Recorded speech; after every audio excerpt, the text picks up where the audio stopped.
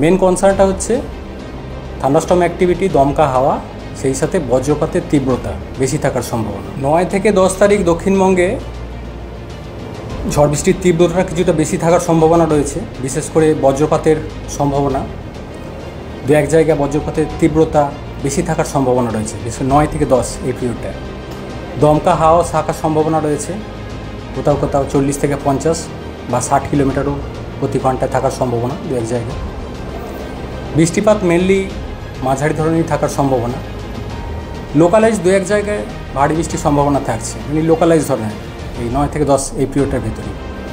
Main কনসার্নটা হচ্ছে thunderstorm activity, দমকা হাওয়া, সেই সাথে বজ্রপাতের তীব্রতা বেশি থাকার সম্ভাবনা। তারপরেও 11 থেকে 13 তারিখ বৃষ্টিপাতের সম্ভাবনা থাকবে, তবে তীব্রতা, যেটা বজ্রবিদ্যুতের তীব্রতা বা দমকা হাওয়ার তীব্রতা, সেটা ধীরে ধীরে কমবে। কলকাতা পার্শ্ববর্তী অঞ্চলে বৃষ্টিপাতের সম্ভাবনা থাকছে আগামী 4-5 দিন। অন্যান্য জেলাগুলোর মতো কলকাতার ক্ষেত্রেও তীব্রতার কিছুটা বেশি থাকার সম্ভাবনা রয়েছে 9 থেকে 10 এই পিরিয়ডের ভিতরে। মোটামুটি 12-13 তারিখ পর্যন্ত বৃষ্টিপাতের সম্ভাবনা থাকছে। তারপর এখন যেটা চলছে, প্রায় ফ্রিকুয়েন্ট বৃষ্টিপাত হচ্ছে, দমকা হাওয়া থাকছে, সেইটা কিছুটা কমার সম্ভাবনা। মোটামুটি 14 তারিখ নাগাদ গিয়ে হয়তো কমবে। বেশি হতে পারে দক্ষিণবঙ্গের সব জেলাতেই।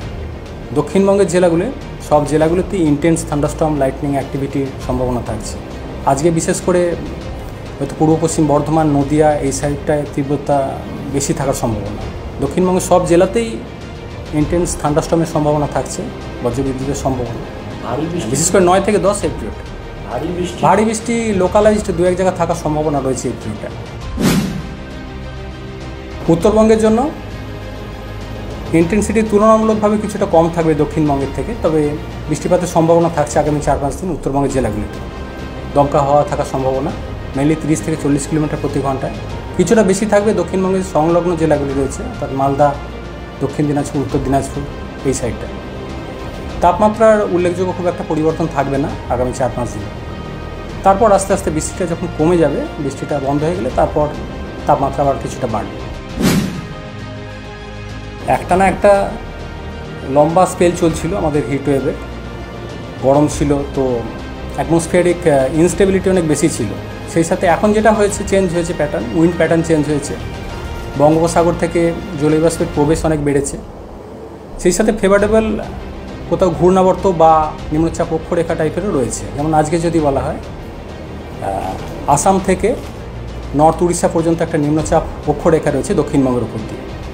তো মেনলি এই ধরনের সিস্টেম কিছু থাকছে, জলীয়বাষ্পের প্রবেশও বেশি থাকছে। এই কারণে এই ধরনের এই অ্যাক্টিভিটি, থান্ডারস্টর্ম অ্যাক্টিভিটি এখন চলছে।